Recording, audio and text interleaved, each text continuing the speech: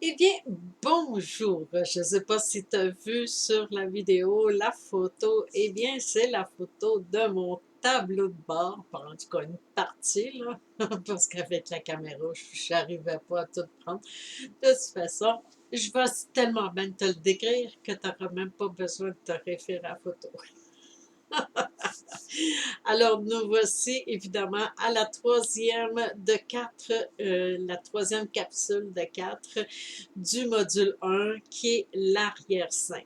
Tout de quoi qu'on parle, là, ce module-ci, ce sont des éléments, mais tellement essentiels pour toutes les, si ça se trouve à être les préparatifs pour la prochaine étape qui est le module 2, donc tout écrire le beau scénario de ton roman. Et alors, à quoi ça sert un tableau de bord? À vue d'œil comme ça, tu pourrais dire, ben, c'est un tableau de bord. Non, non, non. Moi, je vais t'expliquer aujourd'hui, sans aller dans, de long en large, c'est très clair du rôle d'importance que joue un tableau de bord. Tout d'abord, l'espace qu'il occupe est crucial. Il se doit absolument d'être derrière ton écran afin que tu l'aies toujours en visuel. Et même si tu n'es pas conscient ou consciente là, que tu le regardes, tes yeux, ton regard le capte constamment. Et ça capte constamment et ça mémorise. Donc, à quoi ça sert le tableau de bord? Eh bien, le fait d'être situé derrière le mur de mon ordinateur va jouer un rôle de visuel de mes objectifs et des actions que j'ai mis en place sur mon tableau de bord par mon plan d'action que j'ai imprimé, que j'ai mis là, une pierre 5 bons, ça j'en parle tout le temps. Et c'est un outil tellement, mais tellement pratique. J'ai aussi sur mon tableau de bord 2 calendriers, le mois en cours et le mois suivant. Et c'est toujours là, je vais, aussitôt qu'il y a quelque chose, un webinaire à écouter, un coaching, je vais l'inscrire dessus. Même ma petite comptabilité est dessus aussi. C'est un aide-mémoire, ces deux calendriers-là que je vais sur Google, là, puis je vais dans les photos, puis je me prends un calendrier qui a des gros carrés blancs que je puisse écrire dedans. Ça fait que je suis assez bien organisée et structurée. Et sur mon tableau de bord, c'est tout ce qui est en cours, c'est là. Ça fait que, mais pas trop, pas surchargé, rien.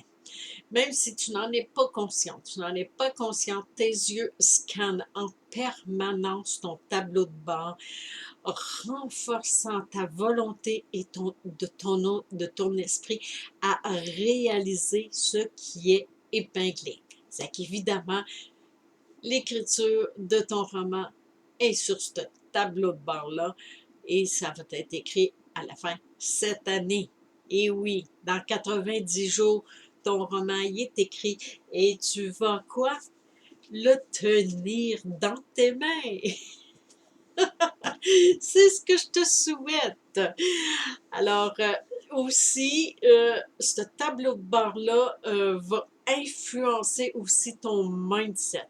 Ta chef d'orchestre qui est à l'intérieur de ton esprit, de ta boîte crânienne, qui, à son tour, va jouer un rôle inspirant, structuré, organisé. C'est ce que je transmets par le biais de ma formation Effet papillon mindset.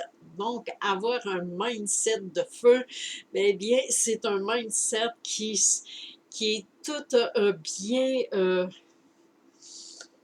façonné afin de servir de chef d'orchestre et qui, lui, à son tour, va jouer un rôle inspirant, structuré et organisé. Et c'est qu'est-ce qui se manifeste à tous les matins à ma table d'écriture lorsque les premiers mots, les premières minutes, là, je dirais même la première demi-heure, c'est vraiment mon mindset qui se met à m'inspirer les actions à faire dans la journée. Et pourquoi?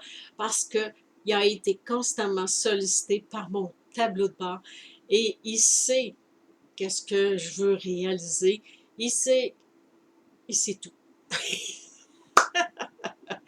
Alors, le matin, ça s'écrit et déjà là, dans la première demi-heure, ma journée est remplie, toutes mes actions sont prêtes et tout suit un ordre logique. Et plus qu'on fait ça, et plus qu'on va devenir de plus en plus planifié, structuré et sans même forcer quoi que ce soit, ça va se faire naturellement.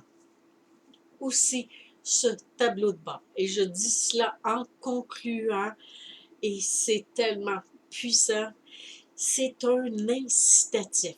Le tableau de bord est un incitatif à penser et à demeurer en action.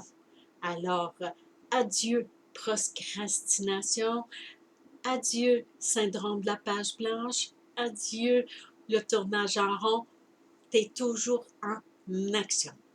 Alors, si tu as des questions ou quoi que ce soit sur ce sujet, si tu as besoin d'inspiration, eh bien, de toute façon, tout au long de cette formation, je t'en parle, je te dis, ah, oh, telle chose, tiens, mets-la sur ton tableau de bord. Ah, oh, tiens, mets ça sur ton mur pour t'inspirer de ton roman.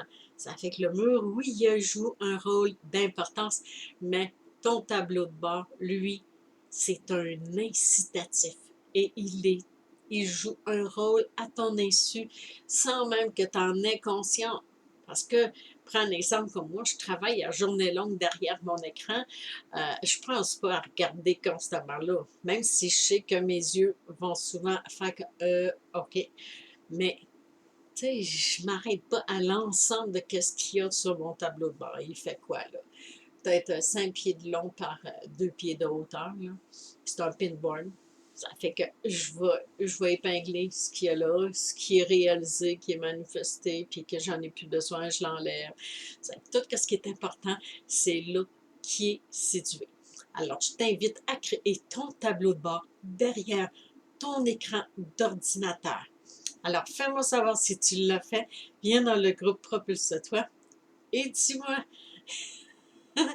envoie-moi une belle photo de ton tableau de bord. Eh bien, on se retrouve demain dans la dernière capsule du module 4, qui est une plus grosse, pas une grosse, mais une plus grosse euh, structure parce que là, on va rentrer dans l'écriture des 2 lieux. Donc, tu dois décrire 2 lieux. Je te reviens avec ça demain. Ciao!